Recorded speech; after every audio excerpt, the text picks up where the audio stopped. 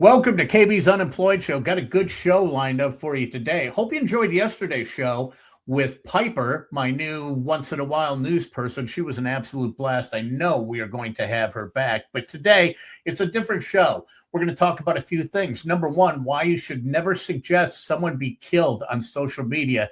That's going to come back and bite you in the ass. Number two, why young developers in this city have no respect for the history of the city and how they're screwing it up. And then finally, what I would do if I won one of those huge lotteries, and it comes with a logo. How about that?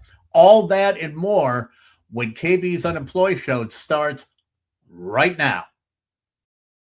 It's KB's Unemployed Sheet. He's unemployed and didn't know what to do, so started out shit. Talks about stuff to kill time. He didn't know what to call it, so he called it KB's Unemployed Show. We're back, KB's Unemployed Show. Welcome, one and all. Gonna have a fun show today. Boy, I got some opinions on some things today, and I even had enough time to put some visual aids together for these. But it's I just want to thank everyone for coming back.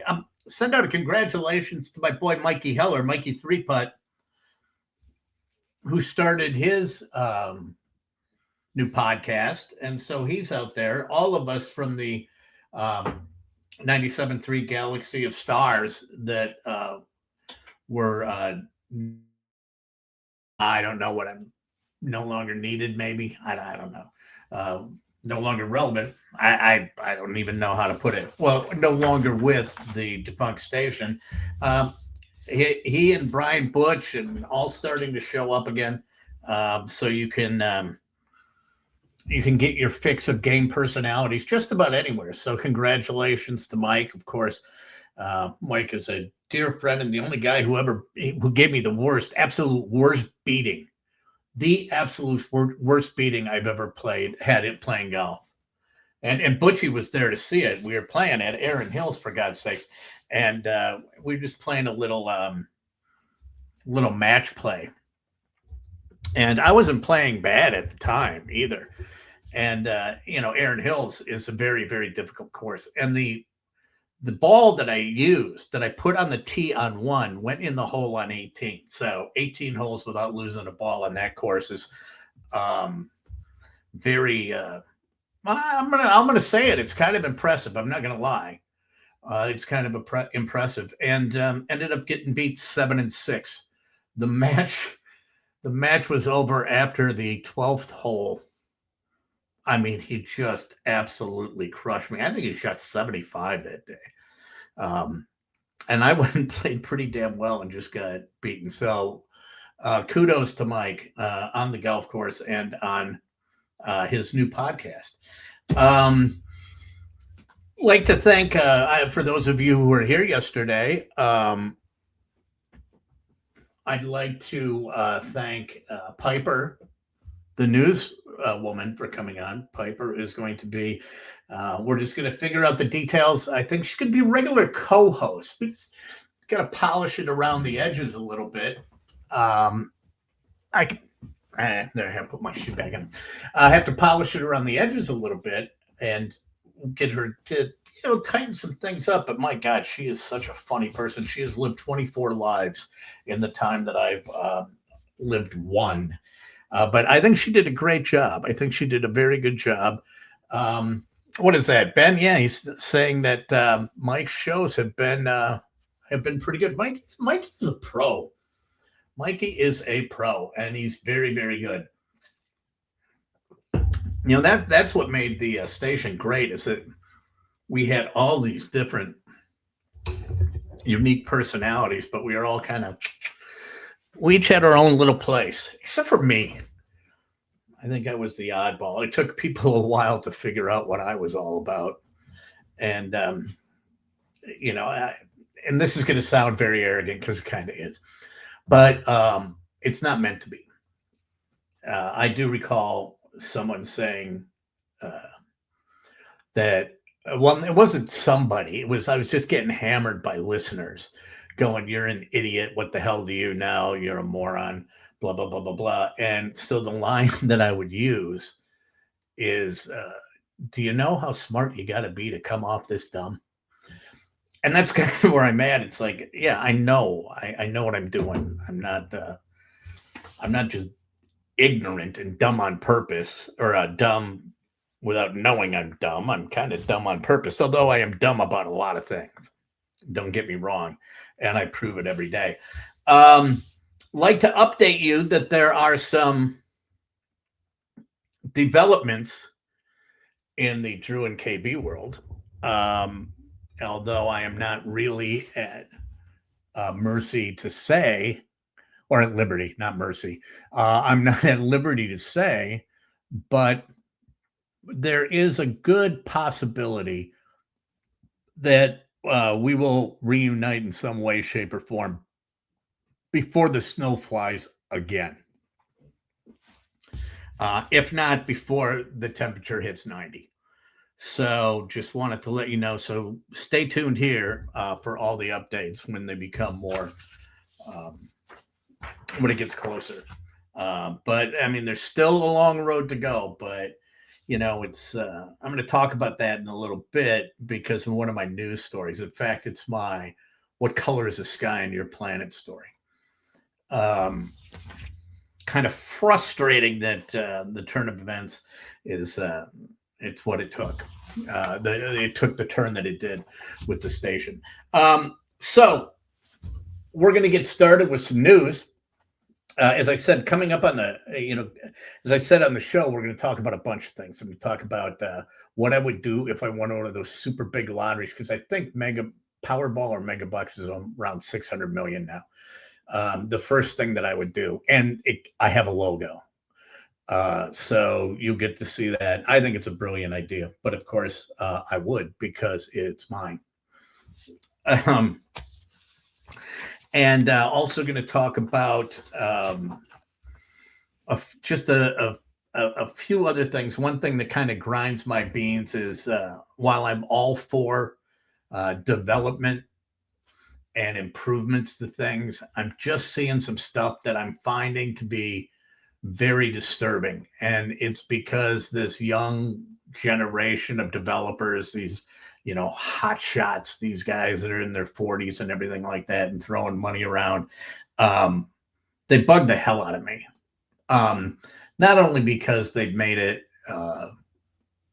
customary to wear like gym shoes with suits, but that's just indicative of the lack of respect that they have for history, and I will tear that apart a little bit later. I bet you not one of those guys has a pair of Allen Edmonds shoes.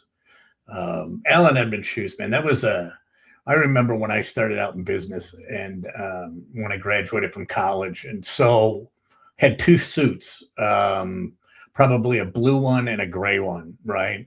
And had to wear them all the time. And, didn't have any money, but the way that you would make it appear as if you had a wide wardrobe is you changed up the ties and the shirts. But it was getting my first pair of Allen Edmonds, and I still have them, and I still wear them. And we're talking 35 years ago, if not more. A pair of Allen Edmonds shoes, a pair of Allen Edmonds dress shoes, that was a rite of passage. And a lot of those people of that age, they don't care about that stuff. And yeah, I sound like an old man. Yeah, I do. Well, I am an old man, but I sound like an old man when I say stuff like that. But there is just something about that, and I personally take it as a sense of some of the things that I've been talking about is a indicative of accomplishment, whether it's personal. And if they want to measure accomplishment a different way, that's fine. But we'll get to that in a second. So here we go. We're going to start off with some news, something that Drew and I have been screaming for years. British Columbia has finally said enough. Enough. This weekend is daylight savings time or saving. And you've always got some douche who corrects you on that. Daylight savings, it's saving. I don't care. You know what I'm talking about. So I put an S on it. What's the big deal?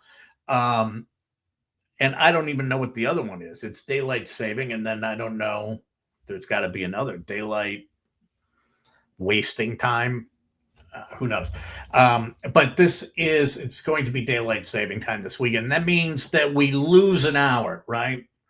We lose an hour. So it's spring forward, fall back. So we're losing an hour.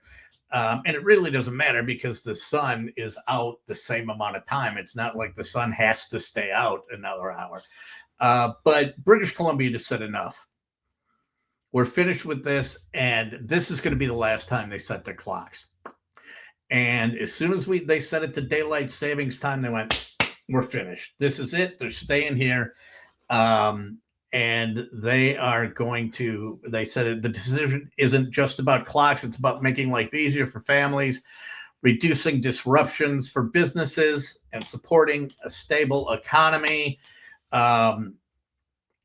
That makes all the sense in the world because it gets weird out west. Well, there's two places that it gets weird. Indiana, which I don't even understand what the hell they're doing there, because you've got Indiana, which is all on, they all change their clocks except for like South Bend, and South Bend doesn't. So there's like this one little area. South Bend doesn't change their clocks. The other one is Arizona, and in Phoenix, they don't. So you're either 1 hour or 2 hours behind, depending on what time of the year it is. Now, I personally liked the fact when I had an office in Phoenix that they didn't change the time, because I had a condo of a friend of mine who I would stay at. And eventually, over the course of time, I kind of moved in a bunch of clothes. And then when I gave up the office, I took a lot of them back. He goes, what do you want me to do? I don't care. Throw them out. But I did leave him a couple of pairs of golf shoes in a golf bag. And so he still got that. But anyway, when I would have to go in the summertime, and the summertime is better for doing this, actually, to Phoenix, I could catch the Southwest flight out of Milwaukee at 5:05 a.m. Get up early. I could crash on the plane, and I'd be wheels down in Phoenix about 7:05. Off the plane, knew right where to go to get the car. Would get the car, and I would be able to drive because the condo was right off the 101. I could drive, get off the 101, go to the apartment, go to the condo, shower, had a full change of clothes, and be at my desk in my office at 9 a.m. It was like the most awesome thing in the world. I could get on the plane in the summer in a pair of shorts, a t-shirt, and some shoes, and some, gym shoes. It was incredible. But British Columbia is just saying we're done with it. And I think that we should do this. I think it's just stupid. It doesn't matter. It really doesn't make any difference. Brent says, I lived out in Phoenix, and you don't need the extra hour of sun when it's 120. No, you don't. I think the hottest, I do recall one day, the hottest it ever was when I got into my car, because I was at a meeting and they did not have like a car park or anywhere.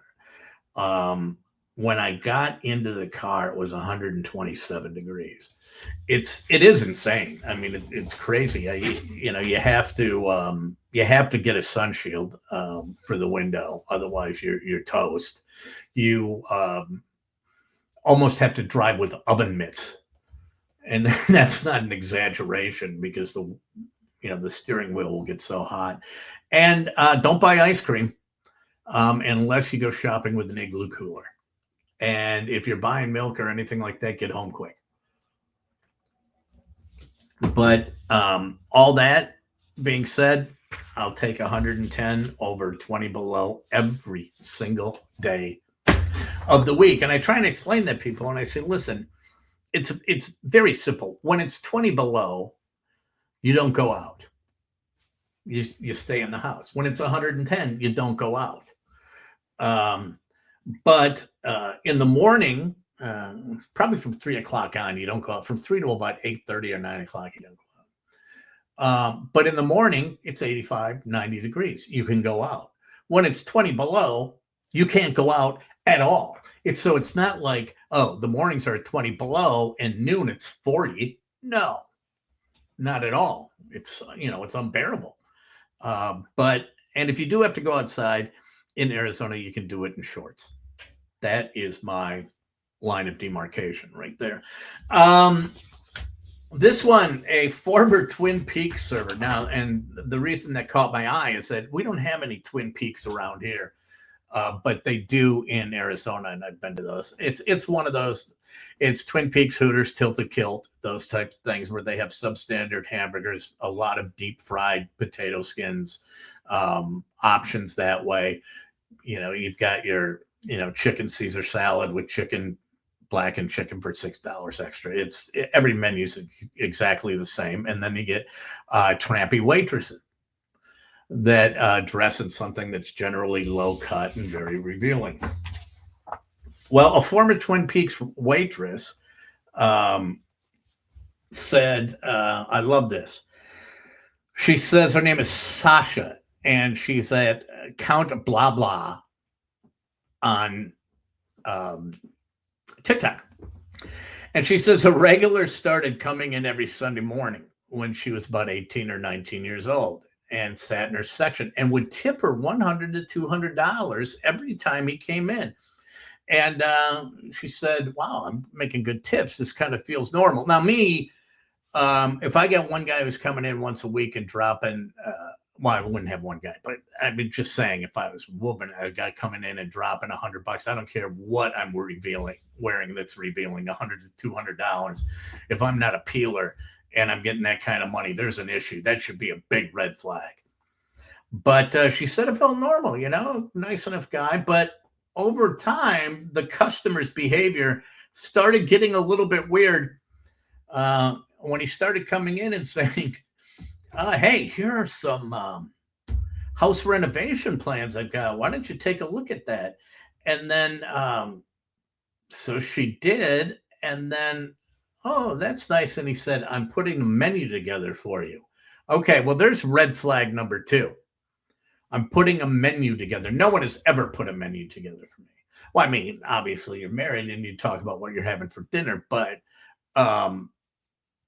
if someone said that, who I just see casually where I go, and they said, hey, I'm putting a menu together for you.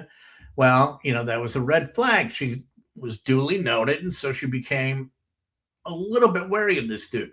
Now it gets disturbing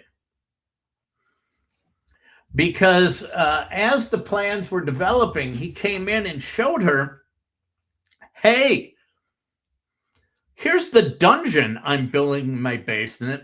Here's the dungeon I'm building in my basement. And then explicitly said he would drug and kidnap her. And he made it clear it wasn't a joke.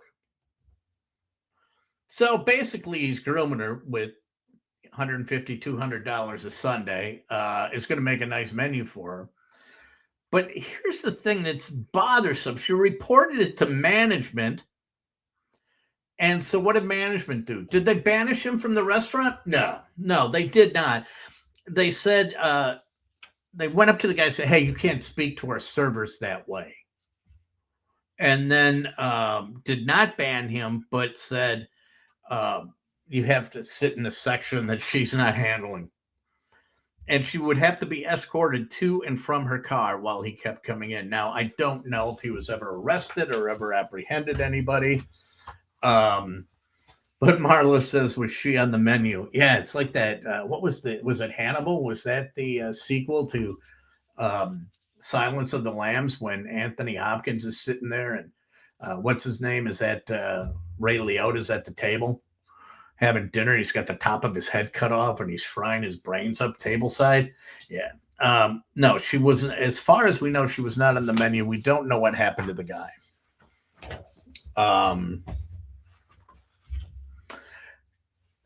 This one, nil. We talk about, and this is the only thing where I can really start talking. I'm going to talk about sports, but I'm not really talking about sports. So I'm going to do a hit and run on this. We've been talking about NIL money, nil, and Michigan said nil schmil. Don't worry about it. Now, when the whole thing came out, my stance was at first and always and still is, they did not think this through. It's like they succumbed to the pressure that we got to pay athletes. I said, this is going to spin out of control, and sure shit, it did, right? Well, anyway, the University of Michigan may have just found a better recruiting tool than money. I'm going to show you this in a second. What they did was they have lured Skylar Fan away from the University of Texas to join their personnel department, and she is going to be overseeing recruiting and personnel and scouting. Now, the Wolverines, of course, are going through a transition right now because they lost their coach, Sharon Moore, who was apparently in a relationship with, he was married, but in a relationship with someone in the athletic department. It got all messy. Having an affair was not great. But they hired Skylar Fan. Now, let me show you a picture of Skylar. Now, imagine you're a 17-year-old kid and you're trying to decide where you're going to go to school, and they waltz this woman into your kitchen saying, come to Michigan. You know, you look like a Michigan man to me. Go blue. Yeah, that's it. Skylar Fan, she's going to be over. It's like, dear God. She's going to be overseeing the scouting and the recruiting and for students. And it's like, you know what? You come in to my kitchen and start talking Michigan, I'd consider a pay cut. I would consider taking a pay cut. That could tip the scales one way or another. All things considered, you know, how much? 50 grand, 100 grand? I don't know. But yeah, that is something right there that I would come in and, you know, hello, Mr. and Mrs. Brandt. How are you today? I'm here to see Kevin. We'd like to recruit him for the golf team. Did you bring the papers? Where do I sign? So all I can say when I see that is, Chris McIntosh, you're on the clock. Now, if they start that, what you're going to see is just this unleashing of OnlyFans models being signed to athletic departments of D1 schools everywhere. But hey, kudos to Michigan. And you can call me a misogynist all you want, but I was once a 17-year-old boy, young man. Yeah, they're all misogynists. Every last one of them, because they don't know what else to do. So, Mac, what you going to do about this one? Beats sending Luke Fickell for a fireside chat, doesn't it? And finally, I am moving on early. I'm going to do this early, the what color is the sky in your planet story, because it's rare that one of these stories hits so close to home. But this one I cannot brush under the rug. And in a move that could only be described as, what the F were you thinking? Former radio colleague Dan O'Donnell was removed from his position at WISN. I don't know when these people are going to learn. Yeah, it's a right-wing talk radio show. And it's like I was talking about yesterday with people with a camera.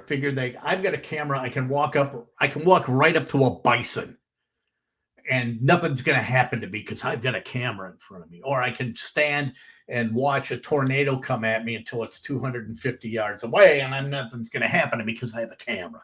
And it's the same thing with people on the radio. You got to have a little bit of self-awareness, because the next thing you know, you're SOL and you're out the door. And it's either what you say on the air, but in this case, it wasn't what he said on the air. In this case, he made a post, and he put this post out on social media. I don't know if you've seen it or not, but here we go. This is the post. after they took out the supreme leader in Iran, he posted, "Now take out the supreme leader of Minnesota. We will be greeted as liberators. Death to fraud investigations." Now, I am no HR expert. Don't claim to be, never will be, but I'm pretty sure calling for the death of a politician is going to get you fired. Unless you're Kathy Griffin. Then you can hold up a decapitated head and then just go away for 18 months and then everyone welcomes you back. And it's like, I look at that and I go, wow, I don't care if you did buy the Perplexity Pro AI platform subscription that, can do a lot of stuff with images and photoshopping. But you're a fucking idiot. That is crazy. And hey, I'm no fan of Tim Waltz. I think he's a dope too. And he's just kind of dopey. But as I said a couple weeks ago, I think the only reason that you end up being a politician is you get fired in a regular job inside of a couple of weeks for incompetence. And that's across the board. Hate them all. But a political position aside, this is not a political thing. It's like, Danny, you're just a fucking idiot. What were you thinking? And I'm not defending you, or I'm just going, use your heads, people. My God, we have gotten to this point in life, actually, where people, I don't know when this happened, where people just have absolutely no sense of decorum. They've got no self-awareness, no respect for anything. And I don't know if it's this of its celebrity is intoxicating, or you feel like you're once you get on a good roll, you feel like you're that no one can touch you. And you can just go off and do whatever you want. Well, the answer is, and I think you're finding out, Danny, that you can't do that. Happened, and what's so ironic is he was the guy that led the charge on the air to get our good girl Sammy Cuffle blown out at CBS 58 because she made a post about Elon Musk. And it's like, listen, you know what? It's like they're all scumbags, every last one of them. Just take care of yourself and don't worry about what they're doing. I heard a quote yesterday, and this is, and like I said, I don't like it political, and this is really not political because it's just a fact. And I'd never heard this before, and it is so true. And it's one thing I think if we all put in the back of our head, we wouldn't get in the back of our mind, we wouldn't get all worked up. 2 words: governments lie. Every one of them, every last one of them. And if you think ours doesn't, you're crazy. All right, take care of yourself. Don't worry about anybody else. And if you all take care of yourself, and everything is going to be fine. There's that trickle up theory. If you're not a total douche waffle, right, and you're nice to other people, people are going to be nice to other people. So it's like, I guess what I'm saying here is just fucking stop with this stuff. Just stop with it. It's craziness. Now, in looking at that, when I was talking about AI, I use AI quite a bit. And, as I show here, he puts Tim Waltz in this outfit using AI. And that is the wrong way to use AI. That is the wrong way to use AI. You want a good way to use? I'll show you 3 great ways to use AI right now. Okay, you can use AI. Let's say you want to come up with some type of a logo for a Bruce Springsteen musical tribute project that you've been kicking around. There you go, right there, Trouble in the Heartland, which I think is a great name.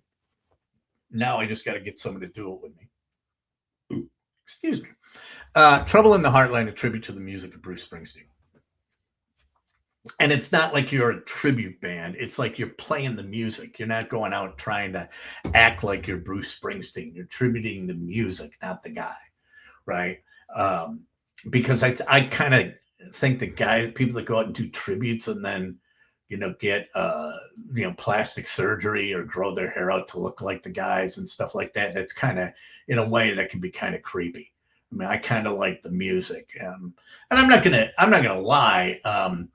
That being such a big Bruce Springsteen fan, that I don't adopt some of his mannerisms on stage. But you do, but I'm not, I'm not going to go out and get hair plugs and a facelift, just so I can go with him through the ages. And if you haven't seen it, look close. He's got a good guy. Guy does great work. But I was watching the Graham Norton show the other day, and so I had on a high def TV, and I'm like, holy shit, he's got hair plugs. And sure enough, he does. But you can use it for that right there. You can use it for coming up with a logo. Let's say you're just sitting there one day and you're letting your imagination run wild. Here's a great way to use AI. Maybe you want to have Jesus at an open mic night. If you go, wonder what it'd be like with Jesus at an open mic night playing guitars. Well, there he is. He's got a nice little folk guitar there. Jesus singing probably some Dylan songs. Got the old bullet mic in front of him. Got to keep a couple people there, and then a guy in the front. I don't know who he is. Maybe he's some sort of a time traveler, but not at all from that era. Good, right here, good use of AI for fun, to let your imagination run wild. Or let's say you're sitting there one day and you go, God, I wonder what it'd be like if there was a priest eating ribs with a hot blonde in a bikini. Right there, you can go bring that to life. Forgive me, Father, for you're going to sin. But having some ribs in a backyard, nice little summertime thing there. There you go, Father. But here's the problem. The chick's eating ribs like a psycho. I mean, who eats ribs like that? Dear God, it's like, honey, honey, honey, honey, honey, don't chew on the bone. That's not the way to go about things here. Not in the least. Ben, yeah, talk about weather. Yeah, talking about the weather. Yeah, Lindsay Slater's departure from Channel 12 is an interesting one. Nobody knows the story on that, and I'm not digging. All I know is that my wife and I are incredibly upset about it. Because when I was going to work in the morning, and I still get up with it, we would watch the Channel 12 morning news, and Lindsay was always doing the weather. And Drew and I had Lindsay on the show a couple times, and she's delightful.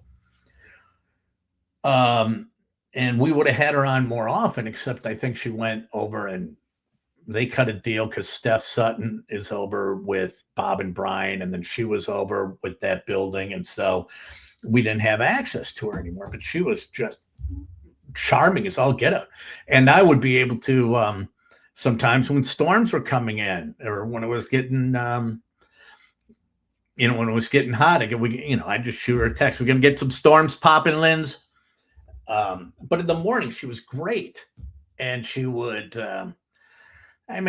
she's younger than me. I didn't mean this in a bad way, but she was like our morning weather mom, right? She just had this ease, and she was comfortable, and she talked to you. She didn't talk to you in weather terms. She would do things like when it was windy, she would have the garbage can scale, like how windy it was going to be. Would it knock over your garbage cans? And I told her one time, I said, hey, when we get rain, you should have a sump pump scale. What are the possibilities, checking your sump pumps. But yeah, her departure is, I can tell you this much, in the Brandt household. And as much as we like young Molly, who's doing the weather over there, and she's not, she's not Lindsay. And Lindsay was in that age sweet spot where she wasn't at the end of her career, and she wasn't in the beginning of her career. She's right in the prime of her career. And that just leaves us with Mark Baden, who is one of my favorite people in the entire world. I love Mark, and hope to play more golf with him this summer. Yeah, Dave, she's eating ribs like a psycho. And everyone knows you eat ribs with a knife and a fork. Absolutely. Now, I will tell you this. I have psycho issues that way, and it's not with ribs. It's with wings. And particularly, okay, first of all, when I eat chicken wings, the people who are real psychos are the ones who just stick the whole wing in their mouth and take everything off the bone, right? Including that, cartilage and crap like that. That is not edible. Wing cartilage is nasty. Okay. And on drummies, I will eat drummies with a fork, and I turn the drummie on the fat side down. I rip that off. I do. I eat it with a fork. To me, it's much more pleasurable, and I'm going to do me. I can do whatever I want with wings, and you can't stop me. Now the flats, I twist and get everything out of there, and don't eat them that way. But yeah, but the ribs with a fork, it depends. I guess it depends on. You have to have ribs that have a little bit of a tug. The only thing I don't like about ribs, but your butcher can do this, they'll take that membrane off the back. That membrane thing is kind of gross. And I kind of don't like that. But if you go to a butcher and buy a rack of ribs, they'll peel that baby off. It's kind of like, I guess the membrane is kind of like when you buy a new piece of electronic equipment and it's got that clear plastic thing that you rip off the screen. And a lot of times you don't even know what's on there for about a year and a half. And you're going, no wonder my TV looked like shit. This thing was on there. But nonetheless, Lindsay is gone, and we are not happy about that. But I mean, Danny, what color's the sky on your planet? Crazy for doing something like that. So going on in the further news, I want to get into something that is kind of, I don't know, it's bothering me. And I saw a news story about downtown near the Deer District. And there's been a couple of shootings down there, but that's not what bothered me. Well, shootings bother me. I'm not like pro shooting. Okay. I'm not. So don't interpret it as this. But when you get to in the Deer District now, where the Bradley Center was, and this really grinds my beans. They built Landmark Live, which is a new 4,000 seat venue right across the street from Miller High Life Theater, which is a great 4,000 seat venue. And they're talking, oh, this is state of the art. It's fantastic, blah, blah, blah, blah, blah. So it's right across the street from Miller Theater, and it's right across the street from historic Turner Hall, which, yes, I will freely admit is kind of a dump inside. But there is character there. And there aren't $14 beers. And I'm sure the venue, I am biased. I will fully admit I am prejudiced about this, and I've never been in there, and that's why I'm speaking out. $14 beers, you got to be kidding me. $14 beers leads me to believe the Bucks owners got some money in this. I don't like Fiserv either. Okay. Now I know Bradley Center got ripped when it first went up for being very sanitary, but Fiserv Forum, you walk around the inside and it looks like a intermodal station in some sort of a Western European country. There is absolutely no charm. And that Landmark Live, I have not been in there, but it doesn't look like every photo that I've seen, everything, while they may have great acoustics and it may have great lighting, there's no vibe, man. You got to have a vibe. Turner Hall has got a great vibe. And right now I want to talk about, and I've seen so many concerts in this town, and if there's a couple people in this town, there's 3 people that pop, or 4 people. that really have done, and I mean, there are more, okay? But the ones that come to mind that have done so much for Milwaukee music um, are Bob Babish at Summerfest, Leslie West over at the Rave, um, and so Babish, Leslie West, Peter Jest at Shank Hall, and Gary Witt from the Pabst Theater Group. Now, promoters fight all the time. Peter has got a legendary club on the Lower East Side that I have played many times. Um, it's clubs like that, or Shuba's in Chicago, or the Paradise in Boston. These great clubs, these rock clubs, and yeah, they look like crap. Same thing like the Rave is not in terms of a room as a listening room. It's horrible. Don't get me wrong, but I mean, there's been great acts that have gone through there. You had the Unicorn before in the Sydney High building before it got torn down, which was the grunge capital of the Midwest. You know, bands like Nirvana and Pearl Jam, when they first started out, they played in the basement of the Sydney High building. But that's got character. Bob Babish, of course, everything that he's done at Summerfest up until this point. And by the way, I have to send great kudos out to Scott Zeal and his people. This may be the strongest Summerfest lineup on the in the amphitheater that I've ever seen. I mean, he pulled Garth Brooks, he pulled Post Malone. I'm trying to think of the other ones. Ed Sheeran. Right there, he's got 3 stadium acts playing a shed. That is amazing. So to Scott, Sarah Pancheri, all the people that I know down at Summerfest and love dearly, wow, you flat out nailed it. And then there's Gary Witt, came in from Chicago, and the Pabst Theater was dead. The Riverside Theater was dead. They weren't being used at all. And I met Gary probably 20 years ago, and Gary loves music more than anyone that I've ever met. Gary knows more about music than anyone I've ever met. He knows more about new and upcoming bands than anyone I've ever met. And over the course of 20 years, he has introduced me. He really changed my love of music in a very positive way by the acts that he brought in, acts that I probably would have never thought of. But the Pabst Theater, what he did with the Pabst and bringing that back to life. And once he got that going, he went and down the street to the Riverside. But that was on its last legs. And he brought that back to life.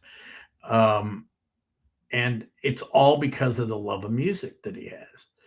And he brought Turner Hall. Turner Hall there was nothing there. I mean, it was falling down. Now, granted, when you go into Turner Hall, and I played Turner Hall, and it's weird because the stage is at a slope that's like this, and you almost feel like you're going to fall forward into the audience. But the bands and the acts that he brings in there, and one of the secrets, and then he did the Vivarium on the East Side, which is a smaller club. He was doing the room in the back of Collectiva, which I saw Max Weinberg, sang with Max Weinberg on stage there. Saw Joe Ely before he died. Guy's got great taste in music. He's got great bookers, and he loves Milwaukee, and he loves Milwaukee music. So he has done more for Milwaukee music than on a 365 day a year. Those people, Leslie, Peter, Gary Witt, have done more for Milwaukee music. They're not a money grab. They are not a money grab. And Landmark Credit Union is a Live Nation Ticketmaster money grab, plain and simple. And I looked at the prices. I said, maybe I'll go to a show there. And my jaw just about dropped. For a 4,500 seat venue, no, thank you. With $14 beers, are you crazy? And you're going to get all this stuff pounded up your butt about, look at this, it's state of the art. Who cares? I don't care. Turner Hall is not state of the art. But when you're in there watching Big Head Todd the Monsters or Toad the Wet Sprocket, performing on that stage, being able to do the tribute show that we did to Keith Pulvermacher, which, by the way, if you want to see one of the most amazing musical things ever, look up Keith Pulvermacher, The Fog, on YouTube, because when Keith passed, and he was just a wonderful, amazing guy, amazing musician, amazing talent. He had put out this album called 45 Story. And when Keith passed, there was a few of us who started talking, and they said, we got to do something for Keith. We have to do something for him.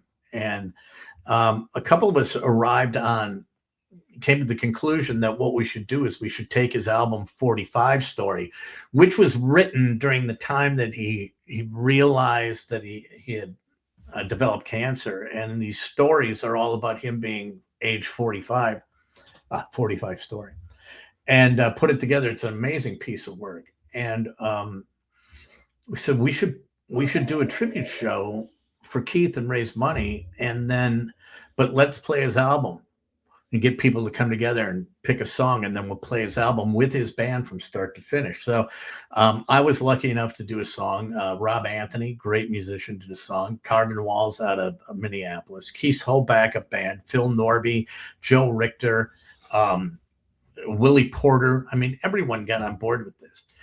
And when he had done this album, there's a song called The Fog, which is just a beautiful piece of music. And he recorded a video for it. But the video that he recorded was only him on acoustic guitar. And they said, okay, here's what we're going to do. Keith's going to do the last song of the night. And they put the video together, and a dark stage with only a light on his hat and his guitar and a stool. But on the video behind was Keith's performance of the song of The Fog on acoustic guitar. And it starts off on acoustic guitar for about 8 bars. And then on the album, the band comes in, and the whole band accompanied him as he played on the big screen. There was not a dry eye in the place. Gary Witt, part of donating the hall for that night for this tribute. It was the night before Thanksgiving, when everybody goes Whiskey Wednesday, when people go somewhere else. Sold out. So that's a testament to not only Keith, but it's that venue. And now you see this money grab coming in right across the street. And I know what these guys do. They overpay for acts because they've got to fill their venue, and they pass the expenses onto you. So once again, we're just getting it stuffed up our ass by the big corporate thing. And I have literally no love lost for the Bucks ownership, because that team is a train wreck, and they're going to jack up ticket prices another 25 or 30%. It's like, why are you giving me a substandard product? And then you're going to keep jacking up money. Even so, people talk about the Dare District. It's great for when there's games going on, but nobody goes down there. It's the most sanitized and just nondescript place in the city. I mean, Milwaukee is a cool old city, and we've got cool places. And that's what gets me the part about this developers that drives me crazy. And I'm going to use a example of this. When I was about 26 years old, and this is nothing that I haven't made public before. In fact, I put it in writing. When I was about 26 years old, I worked for a guy, and we used to have our monthly meetings at the Milwaukee Athletic Club. And maybe I was young, impressionable, but it was the Milwaukee Athletic Club, and then across the street was Grenadiers, a great Newt Appett's a great chef, legendary chef in Milwaukee. And it was just, when you're 26 years old and you're just starting out and you just got your first pair of Allen Edmonds, to be able to go to the Milwaukee Athletic Club once a month for these meetings was, with a valet and everything. And it was so cool. to me. And it was one of those things where I said, one of these days.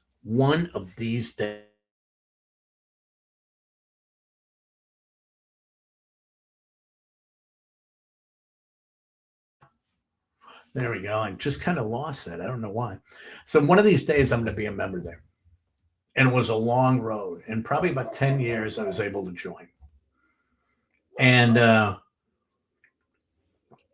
if you've been in there, I mean, it was like an old dining room that had, old wallpaper with like topless women on it, Baroque women. I mean, it was just old, and it was mahogany, and it was walnut. And they had a bar called the Elephant Room that was elephants all over the place. It was an athletic club. The men's locker room had old blue steel lockers that like were high school lockers. But when I got my name on there on a locker, and then 2 down from me was Don Smiley from Summerfest, and Dr. Corky behind me over there, Peter Helf, Ted Kellner. Okay, you kind of got this feeling. It's like, wow, I kind of made it. This is really, and I loved going there. You could sit around. If you went, they had a pool that was right adjacent to the men's locker room. It was only the men's pool, but you would have a salad every lunch. There was a salad bar, and you could get sandwiches there, and you could sit there with champions of industry that you would never be next to. And they'd sit down on the table and have a salad, or a sandwich or a cup of soup. It was fantastic. Well, I mean, the building fell into disrepair. And so, they were looking to get someone to buy it and to renovate it. And they did. I don't even know the guy's name, but young guy. Now, when you pay a couple $100 a month for a membership, you expect some perks, right? Well, you could free parking. You'd have to pay for valets, but they had a shuttle service. So, and they had this bar on the first floor called Max that was just unbelievable. And if you were going to an Admirals game or going to a Bucks game, you could go down there, go to Max, and they take you over in the shuttle. They had 6. It was a hotel, which a lot of people didn't know. They had 6 floors of flop rooms, basically old hotel rooms, but they were only $79 a night. And so if you went downtown on a heater, zip over to the Milwaukee Athletic Club, it's going to cost you $80, but it's not going to cost you $20,000 in your driver's license, right? In fact, my son, when he came home from college, he had my number to the club, and I said, if you're going downtown drinking, just go to the MAC. There's my number. I'll let them know. You stay there. Now, you're going to pay me back, but I don't want you driving. And he would go down there and boom, get a room, stay overnight. But then he'd have like the shuttle, and they do it, take him down to Brady Street, come pick me up. I mean, that's what you're paying for, right? And like I said, the locker room had a locker room attendant. The furniture was beat up and everything like that, but it had style, it had class. So they get a guy who's going to come in, and he's going to redo it. And you're thinking, oh, this is going to be great. This will be excellent. Well, and I'm not going to get into the financial things, but they did a bait and switch. The developer did. And it kind of pissed me off. And then COVID hit. Now, they said that they would hold your rate if you stayed through COVID. Now, I love this place. Still do, as a matter of fact. Well, not now, but this was my sense of accomplishment. So I stayed through COVID. They had an alternate space. My wife and I would go down there and have dinner, and they always had great food, right? And finally, it took about 2.5 years, I think it was, for them to remodel it. And here we go, grand opening. This is going to be fantastic. I cannot wait to see what they did to this. But the developer, 45 years old. And They took one of the most historic athletic clubs in the country and turned it into a fucking elite fitness. The Drew used to joke about the workout area for the men was a workout equipment museum.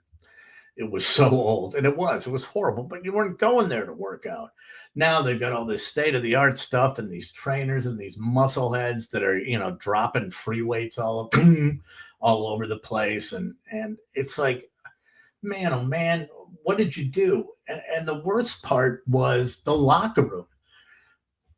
You wouldn't, if you walked into this locker room, and you used to have locker room attendants. You used to have, that's where I fell in love with the smell of Clubman, right? You had an old right guard in the bronze cans. None of that is there anymore.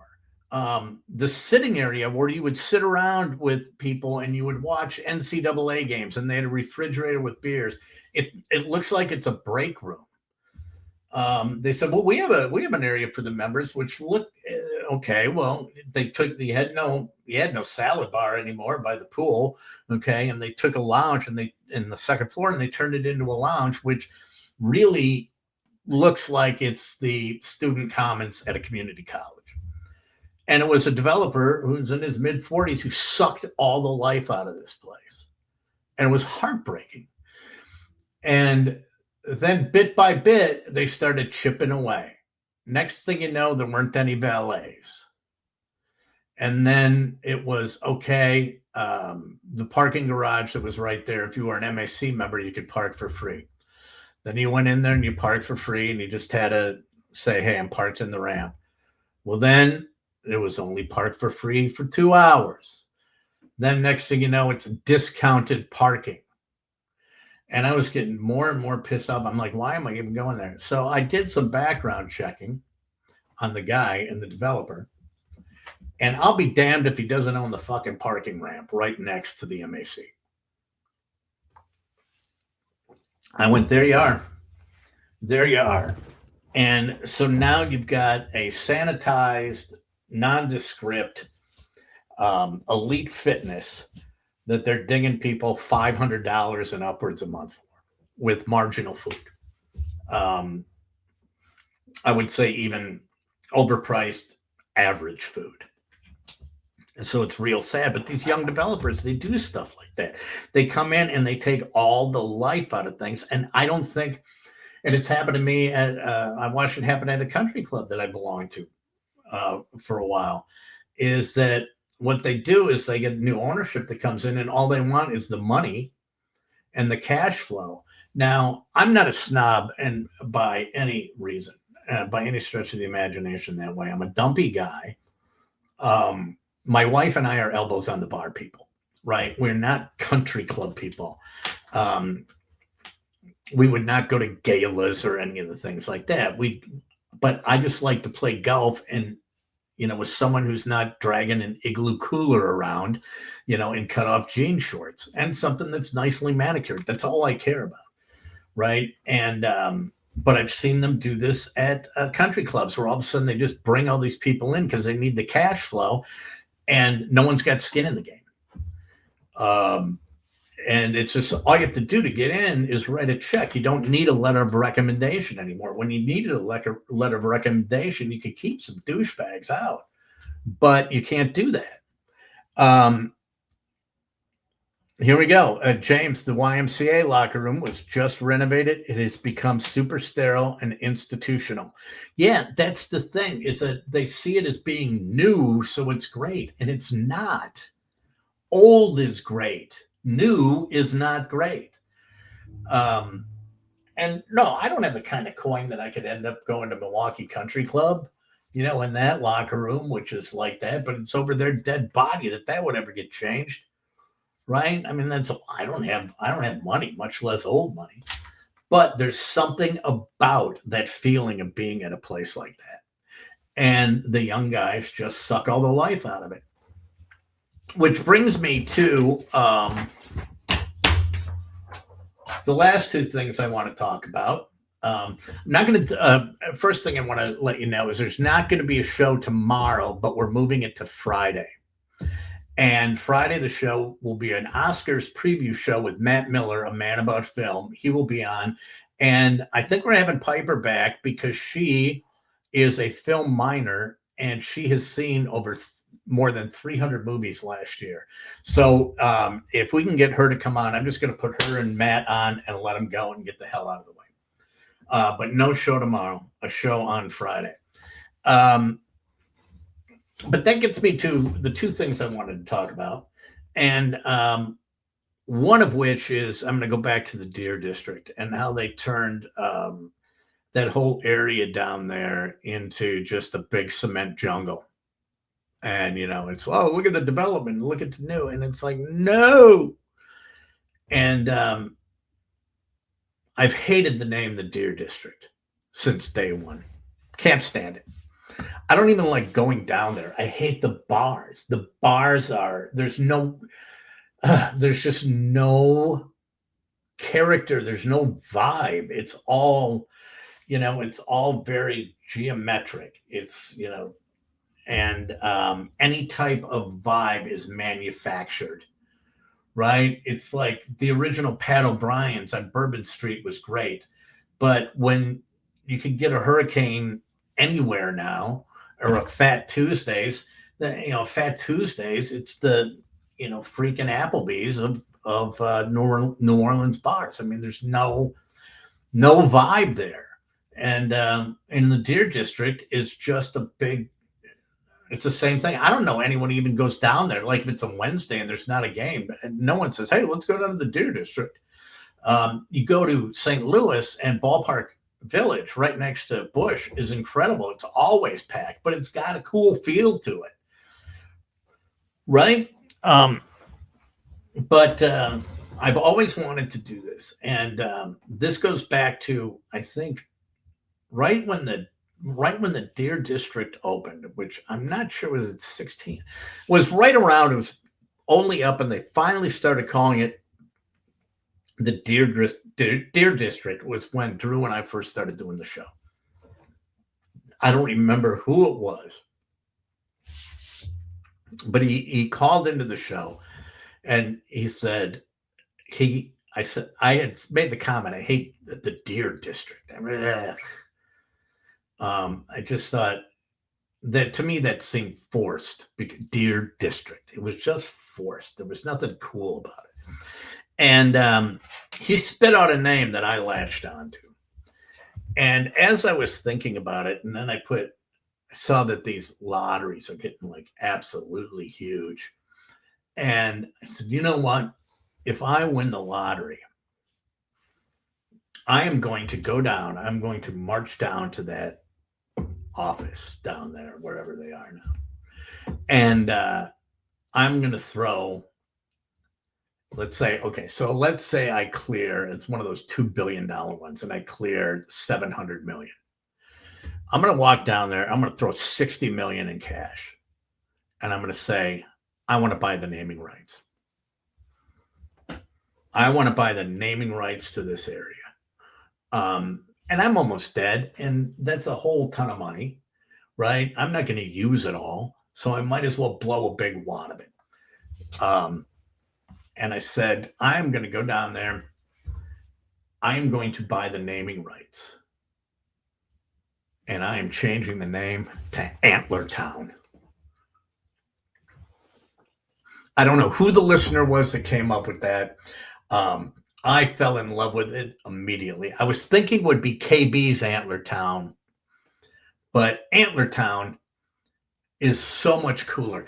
Antler Town sounds like a neighborhood, right?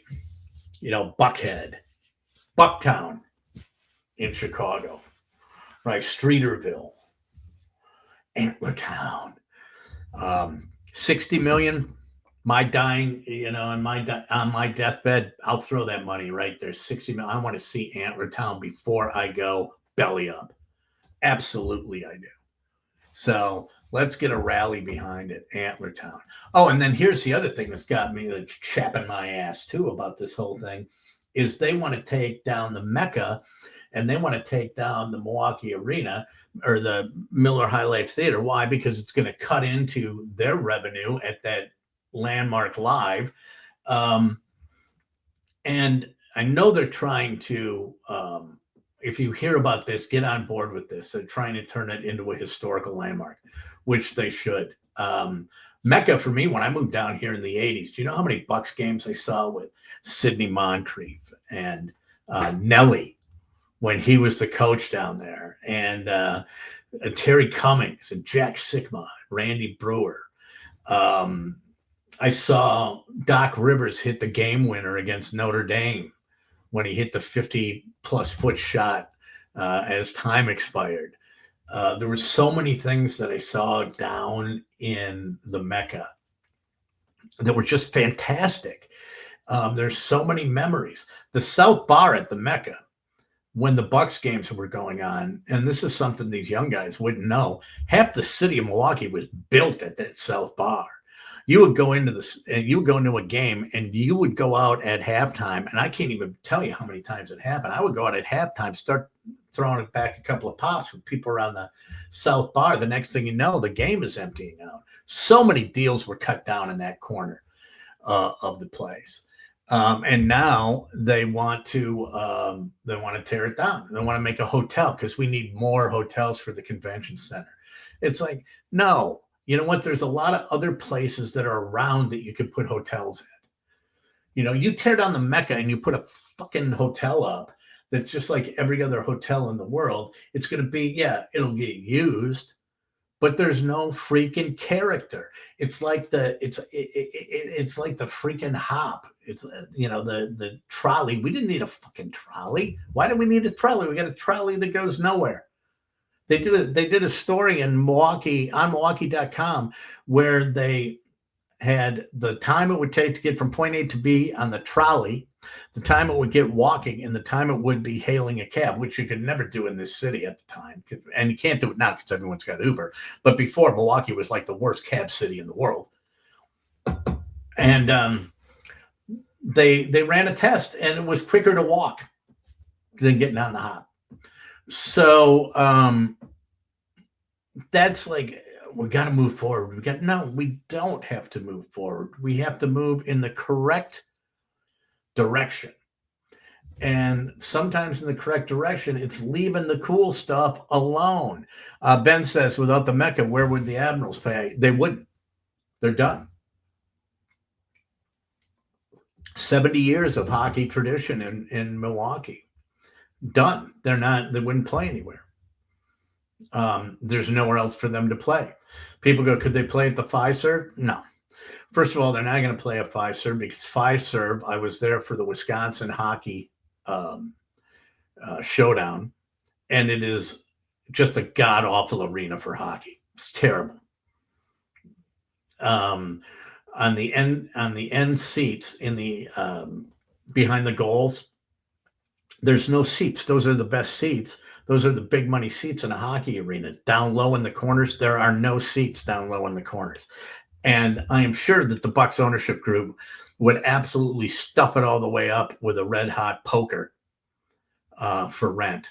And the rate they would take off would be make it not feasible economically. So that is that's my take on the direction of the city. And here, note to self: don't ever go out on social media and call for someone's death. It's going to backfire on you. I'm just saying that. And then one last thing that I learned, and I used to do this in my classes, and then Miss Piper did it yesterday. Piper, the newswoman, did it yesterday when she dropped some knowledge on us that I had no idea when she said, you know, the woolly mammoth was still alive and roaming the earth when they were building the Great Pyramids. I had no idea. And that's mind-boggling. That is absolutely mind-boggling. And what I did for a while with classes, and I'm going to go back to do this. At the end of every class, I would give them a fun fact of the day. And my reasoning behind it was, you will learn something in every single class this semester. And the point was, no one remembers anything in a lecture. But if I give them a fact, they're going to remember something. So I used to conclude every single class with a fun fact. And like I dropped one on Piper yesterday, that chainsaws were originally created for childbirth. I didn't. It's true. Look it up. I didn't dive deep into it, but I'm going to take the word for it. So I'm still going to do top fives. But what I'm going to also do is, if I'm not doing a top five, I'm going to give you guys a fun fact of the day that you have to remember. So today, as we close the show, my fun fact of the day that you can take with you. And as I said, you may not remember anything that I said up until this point, but I guarantee you will remember this and my fun facts. Today's fun fact: octopuses have 3 hearts, and 2 of them stop pumping when the octopus swims. So there you go. There's your fun fact of the day. And those fun facts are meant for one thing. If you're at a cocktail party, you want to get out of a conversation or something like that, drop that piece of knowledge on someone and say, I got to go get another drink. And they'll just sit there and go, what? And then you are off and free and clear. So I'd like to remind you again, it will be no show tomorrow on Thursday, but I will be back on Friday with Matt Miller, Matt About Film, maybe Piper, and an Oscars preview show. Until then, make good choices.